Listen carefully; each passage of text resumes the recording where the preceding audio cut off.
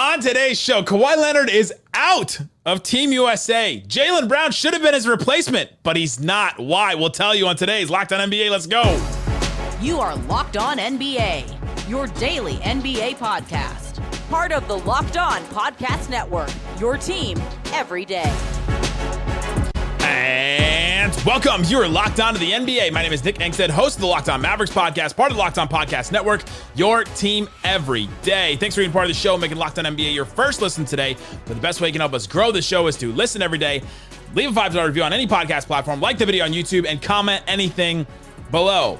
Let me know. Did Team USA make the right choice in choosing Derrick White instead of Jaylen Brown? Today's episode is brought to you by Game Time. Download the Game Time app, create an account, use that code LOCKEDONNBA for $20 off your first purchase. Terms apply. And joining me, as always, on a Thursday, he doesn't have to worry about any of these players on Team USA. Host of Locked On Bulls. What you got for me, Pat the Designer? Listen, at the end of the day, if I send you a Kawhi Leonard picture, I ain't showing up. I ain't showing up. Or I'll show up for the beginning. I'll show up for the free food and the free ride, and I'll leave.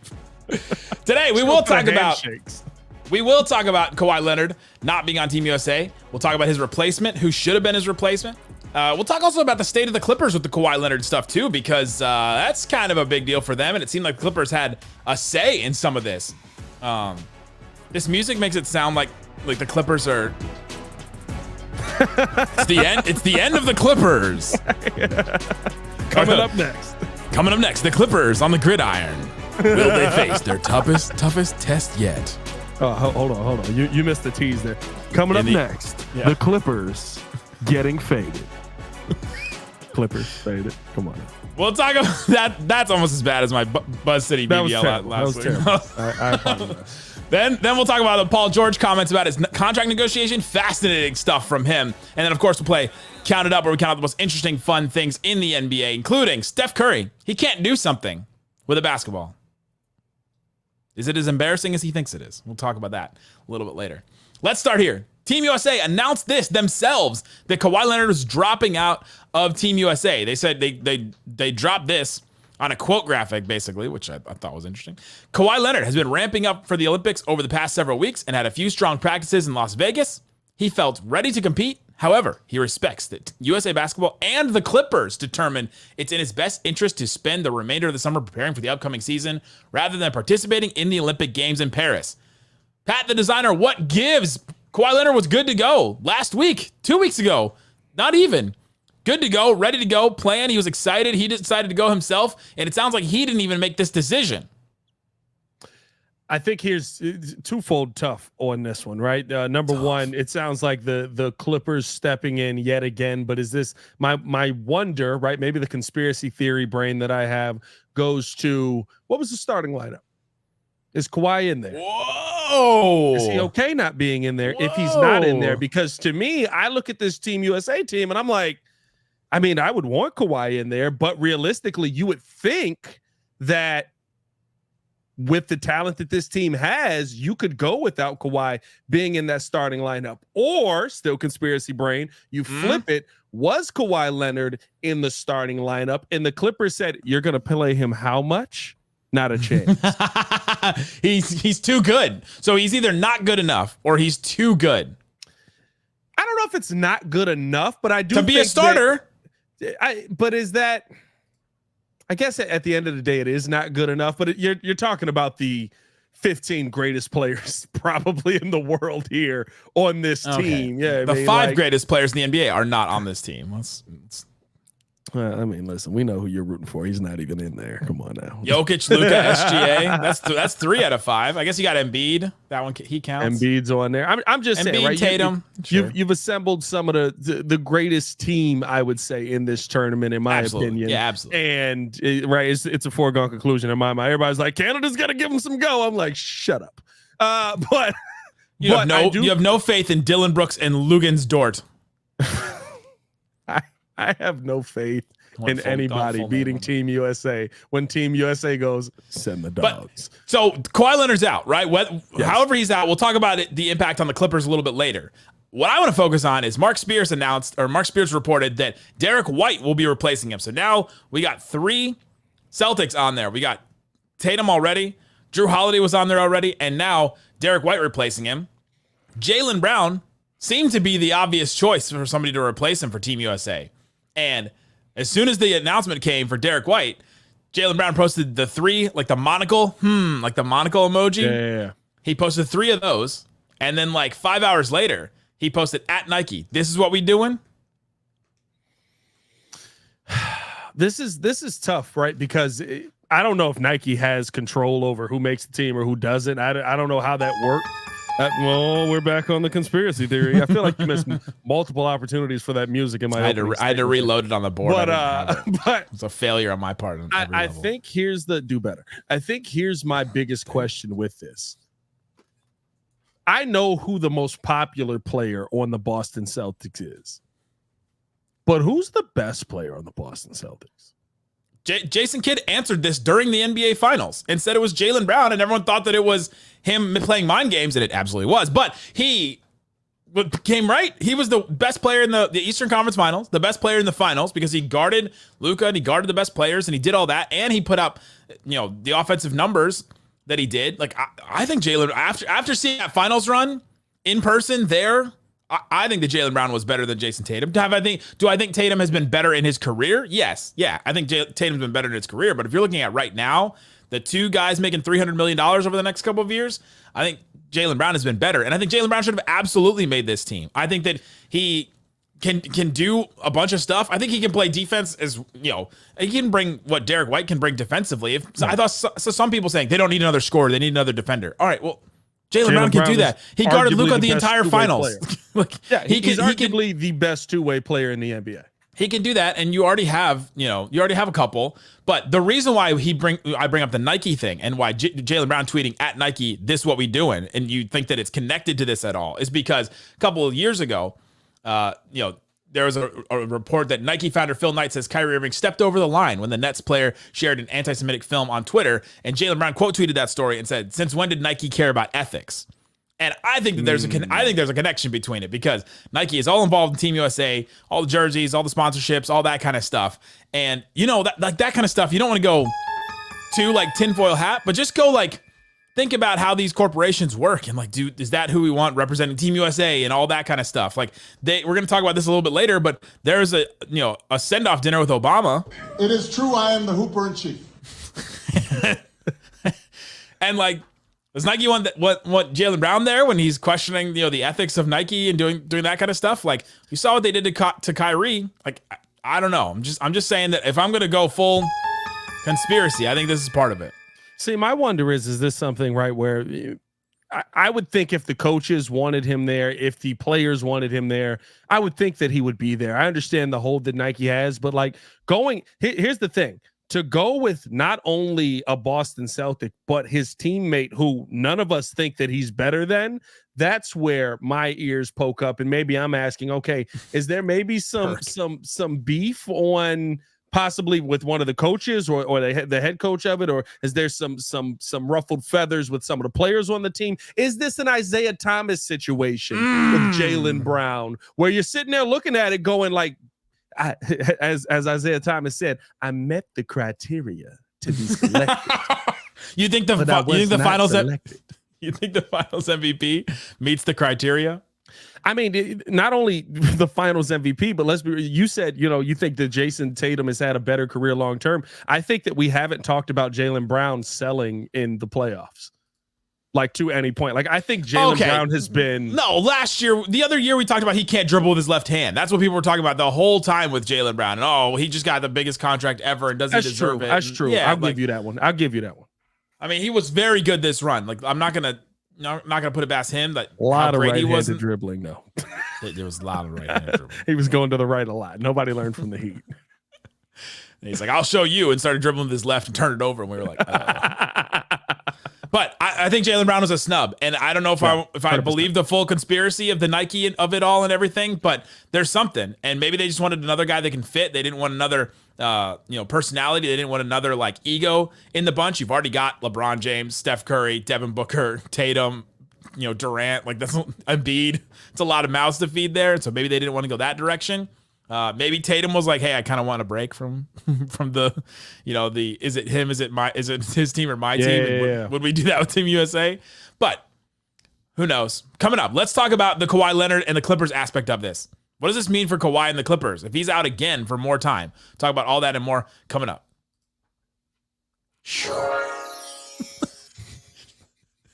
Today's episode is brought to you by Game Time. Download the Game Time app.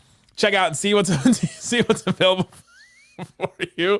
They have all kinds of different concerts, events, comedy, theater, all kinds of shows that you can go check out. And right now, you can go check out the last minute deal. Save up to 60% buying last minute tickets for sports, concerts, comedy, theater, etc.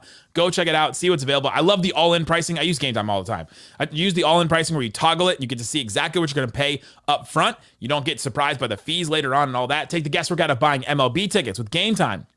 Download the Game Time app. Use that code LOCKEDONNBA for $20 off your first purchase. Terms apply. Again, create an account. Redeem that code LOCKEDONNBA for $20 off. Download Game Time tickets today. Last minute tickets, lowest prices, guaranteed.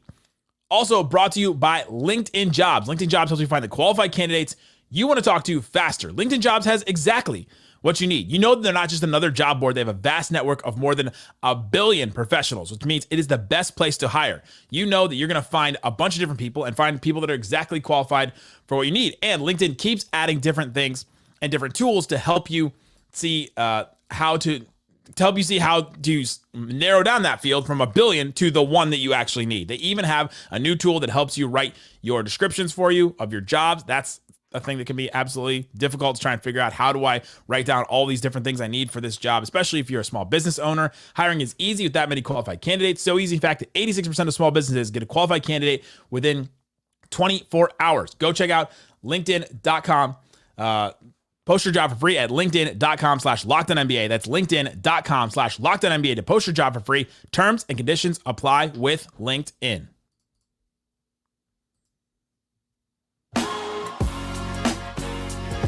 Thanks, everybody, for hanging out with us on Locked On NBA, being part of the show, being an everydayer, listening every day. Tomorrow, Adam Mares and Wes Goldberg will have you covered with all kinds of great stuff, talking about the NBA. Whatever happens in the day in the NBA will be covered on Locked On NBA. So go check it out. We have a show that covers your team every day. Check the link in the description. All right, Pat, talking about Team USA, talked about Kawhi Leonard. He's out. Didn't seem like it was necessarily his choice to be out. And the Clippers were name dropped in the mention there from, I guess was it a PR statement? Like, was it a press release? That was a press release from Team USA basically saying, don't blame Kawhi.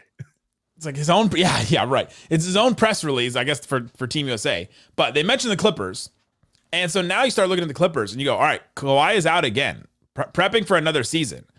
Are you concerned that something happened maybe in the practices, or that they really just went, all right, we thought about this again. He looked kind of shaky in a practice, and we really don't want something to happen. This is just completely preventative.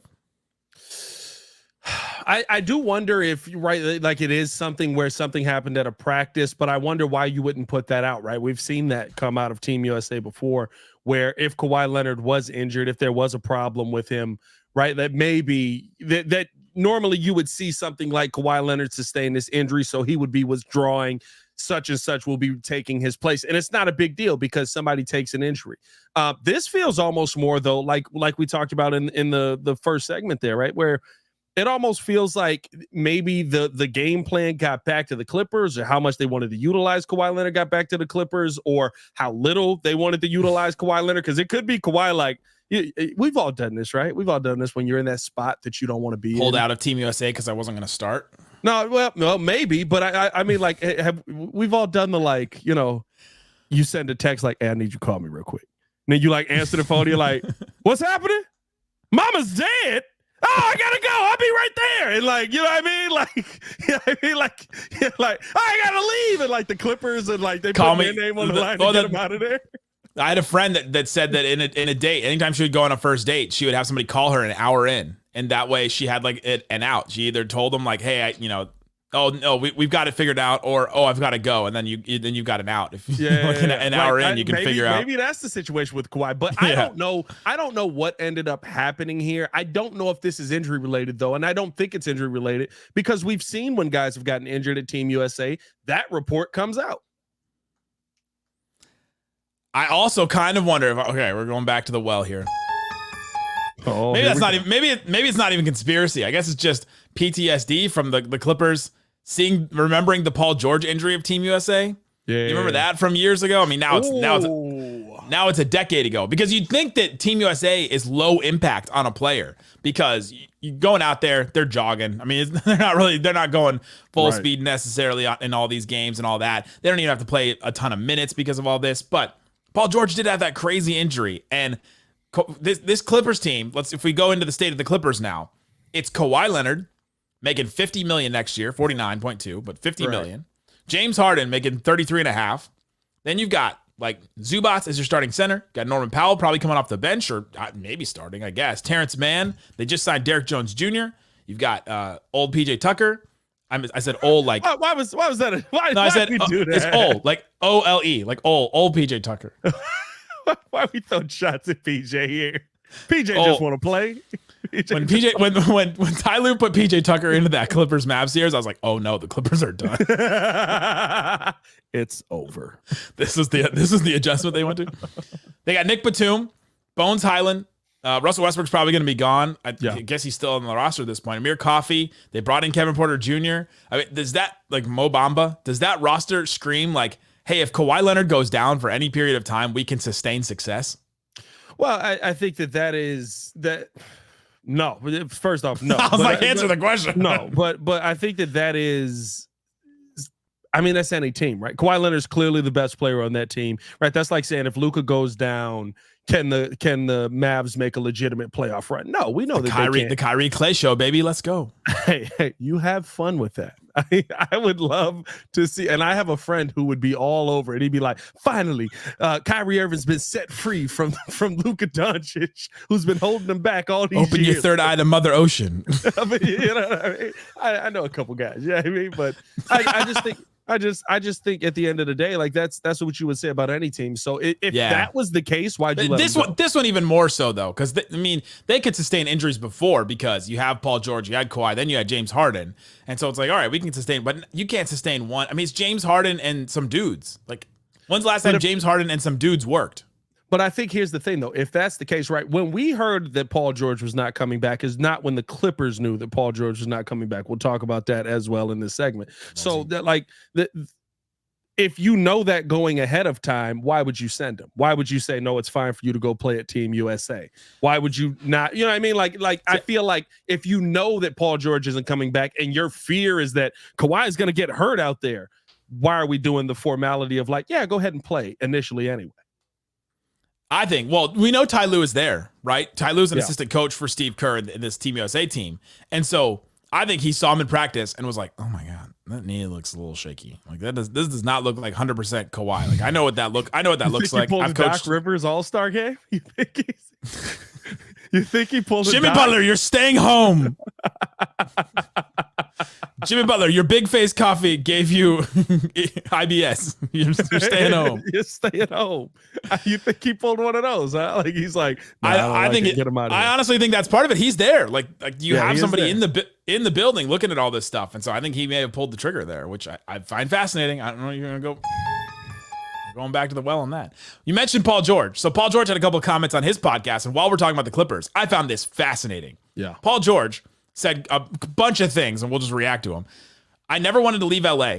The first initial deal was kind of disrespectful. He said it was 2 years, $60 million, and then he said, quote, that's crazy, which if ever in my life I can say that 2 years, $60 million is crazy disrespectful, I know your worth, brother. Know your worth. Me and Stephen A. That's it.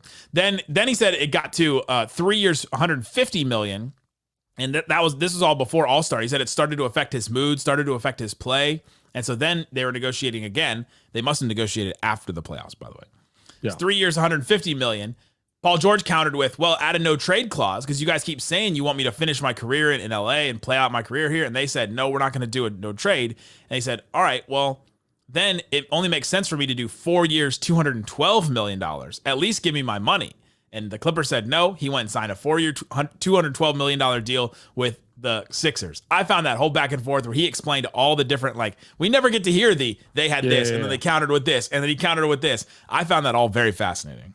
No, 100%. And I think that is going to be a conversation. The fact that it's out in the open now, where now that's going to be a heavily scrutinized thing one way or the other, right? And here's the thing. While I think that this team is worse without Paul George on it, can you commit that kind of money long-term, knowing where the CBA is right now, knowing how the luxury tax works, knowing where the salary cap is for the Clippers? Can you commit that kind of money to a player who realistically didn't get the job done? And I'm not saying that you have to put that on Paul George, but Kawhi Leonard's not going anywhere. He's under contract. He's not leaving anytime soon. So I think that you had to make a tough decision there where you're like, we would love to keep these guys together, but is this going to be a team that wins a championship? We're kind of getting to the end of where we already know the answer. So I can't commit that long-term there. And I think that's why the Clippers went that direction. But if Paul George goes over to the Eastern Conference and dominates with the Philadelphia 76ers and gets them the furthest that they've ever been in the playoffs and is the catalyst piece outside of Joel Embiid on that team, you're going to be looking right back at the Clippers and be like, you couldn't just give them the no-trade clause. Because here's the thing. If you wanted him on the team for 3 years, 150, which basically them saying we don't want a no trade clause means you didn't want him on the team for 3 years, 150. You were going to trade him as soon as you signed him, probably a year in. Didn't want to be in the repeater tax, which is worse than. Which is worse, 100%. So if you didn't want to give him the no trade clause, right, people are going to look at you and say, that's the player that you let walk out the door. That's going to be tough. We'll see who comes out on the winning side of that. It's fascinating to me. I don't think the Clippers made the right choice, because now you're stuck and you don't have draft picks and you have less talent, and yeah, you have financial flexibility, but like, what do you have now? It's like, what's this team even going to look like? It's just going to be an underwhelming team that doesn't get to keep their picks, that doesn't get to keep their picks necessarily. Yeah. Coming up, let's play our favorite game, Count It Up, where we count out the most interesting, fun things in the NBA, including something that Steph Curry cannot do with a basketball that he is deeply shamed and embarrassed by.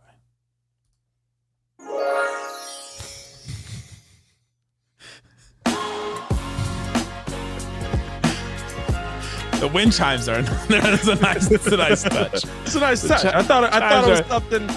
I was trying to add a little je ne sais quoi to the podcast. You know what I'm saying? Usually I do all the sounds. Pat's adding some sounds now on the other side of it. Let's play Count It Up, where we count out the most interesting, fun things in the NBA, including something Steph Curry can't do on a basketball court. Big chicken, baby. Zion Williamson and porn star. Take that for that. Count it up. Count it up. Count it up. Count it up. Count it up.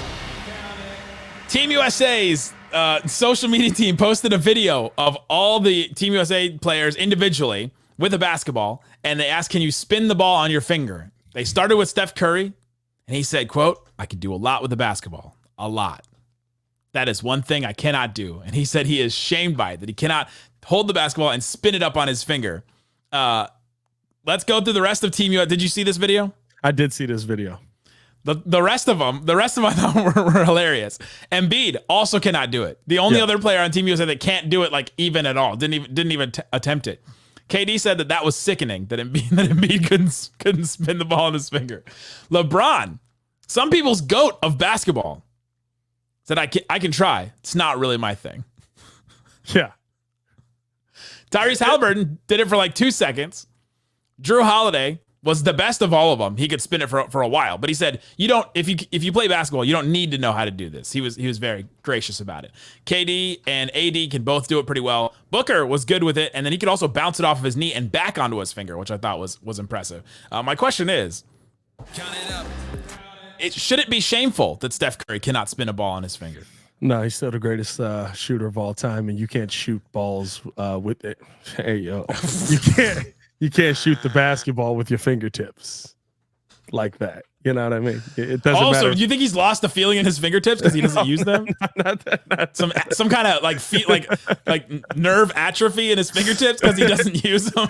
He doesn't need them. No, realistically speaking, you shoot the ball. I don't know. I gotta look at Steph's stat. I don't know if he's a fingertip shooter or not. I don't know if he has hand off the ball, if he's a fingertip shooter or not. But the ball's got to roll off your fingertips. It actually is surprising that he can't do it.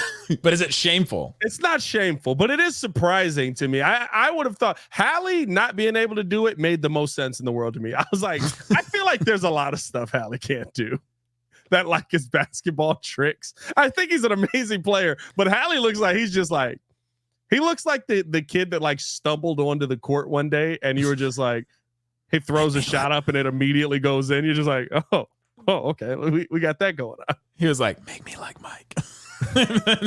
He's got the shoes. That's why he's wearing those old like, why are you wearing those shoes? Embiid, I feel like if he tried it after like 5 minutes, he'd be able to do it, but he's just never really tried it because he doesn't think he can do it. But Embiid, I feel like picks everything up. Yeah, I was gonna say Joel Embiid is also the same guy who basically like just didn't play basketball, and then somebody was like, "Hey, dog, you're really tall. You should probably play basketball." Was he like 15 or 16? Yeah, he's like he literally went his whole life playing goalie, 3 years later, stopping everything that comes through. Which, by the way, if you're a World Cup guy, can you imagine Joel Embiid in goal for Africa? My God. We mentioned Obama was at the Team USA send-off party, went through. He dapped up every player on Team USA. Oh, yeah. And then he went and he shook the hands of all the coaches. He Key and Peeled it. Count it up. I don't really have a question. It's just so much like the Key and Peele sketch that it was cracking me up today. When I tell you, he's got to know. He's got to know at this point. You know what I mean? Because he does it all the time. Like the Key and Peele sketch is based on him always doing it. The Key and Peele sketch is when Jordan Peele is walking through a group of different like dignitaries or representatives or whatever, and he daps up, like does the handhold grab and then the hug on the back. With the other hand, a dap. Sure. Is. I'm explaining for some of my people, and he does that. He does that with all the white people, and then he does that with all the black people, and then he goes through with all the white people and he gives them a firm handshake, firm business handshake, which is exactly what Obama did. I mean, I think here's the thing, right? You don't want to throw people off of their game. If you're not expecting the dap can go horribly wrong. Oh yeah, because then you punch him in the chest on accident. Yeah. You've gone through like bad daps. You know what I mean? Where you go in for the dap and like the guy's going in for like the fist bump and he's like half handshake. He doesn't know what a dap is. I see why you explaining it for the people. Actually, as I explained it myself. Yeah. now you're explaining it. I'm on your side. But half of you, just the instinct just kicked in. Nah. Italians got good dap game. Italians got real good dap game. You know what I mean? And it's never been a problem for me. I walk up on my uncles. I can give them a firm handshake, and then every now and then they come in and like afternoon my akaroon. You know what I mean? It's never saying that to me. Speaking of Team USA, Steve Kerr, the coach of Team USA, said I was blown away by how hard LeBron James practices. I went to Ty Lue and Eric Spoelstra, who had coached him before, obviously, and said, "Is this normal?" Spo said, "Every day. Every drill, every walkthrough, every day." My question is, since Steve Kerr played with Michael Jordan, how long until LeBron brings this up in some kind of LeBron versus Jordan comparison conversation? Are we still doing that? Is he still doing that? I don't know. I don't do this anymore. I don't talk about the GOAT conversation anymore. Like I don't do it. It's done. Some people think he's the GOAT. Some people think I'm the GOAT. But Steve Kerr, he played with Jordan. Like I was there when he made that shot. Like I was there when he made the shot. He said he was surprised by how I practice. And like he said he had never seen somebody practice like that, which means like I don't know what that means, but like he played with Jordan, and that's coming to the shop next season. I just love I was there when he made the shot because you can see him just out in interview. I was in the front row reading a book. I was in the stands when he made the shot, and I don't know what it was, but I was like, they're not going to MJ here, they're gonna go to Kerr, and sure enough, they went to Kerr, and he knocked it down. And I knew it was coming. Kukoc is not getting the ball in this moment. Kukoc isn't getting the ball. That's great. Because That's I had read the defense. I saw what the defense. It's coming. Doing. He's bringing it up. He's gonna bring it up at some point because it's like Steve Kerr was like, oh my gosh, look at him practice. Like, oh, that means Jordan never practiced like that. We'll see. That'll be interesting to check out actually if he does bring that up in any form, like use that as like fuel, because I could absolutely see it. Listen, Steve Kerr said had nobody practice like me. Not Curry, not Jordan.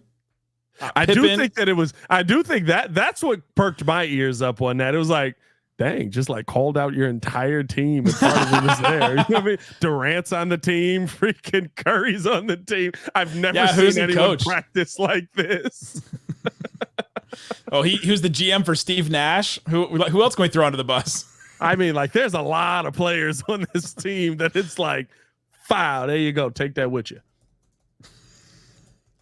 Hilarious. Well, let us know in the comment section, when is LeBron James going to bring this up in a LeBron versus Jordan conversation next? That's what we think about Kawhi and all that. Guys, go check out Locked On NBA tomorrow with Adam and Wes. Great stuff all the time from those guys breaking down the game. Also, go check out Locked On Bulls with Pat and Hayes breaking down all of the will Zach LaVine ever be traded ever. And Locked On Mavs with Klay Thompson. Guys, thanks for listening to Locked On NBA. Bang, bang. Boom.